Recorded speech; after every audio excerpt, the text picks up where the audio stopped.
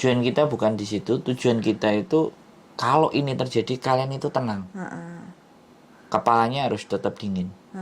Dan harus melakukan apa, harus berbuat apa, dan harus seperti apa. Makanya kita ngomong. Dan ini sekali lagi nggak cuman sekali dua kali loh. Ini harus terus. Karena sekali lagi teman-teman itu bergulir. Jadi banyak informasi-informasi juga ini tidak diterima oleh mungkin yang sudah 5 tahun, 6 tahun, bahkan 10 tahun. Kadang juga nggak ngerti. Nah, apalagi yang baru-baru datang. Tapi ada juga yang sudah mengerti dan sudah tahu dan tidak ada masalah.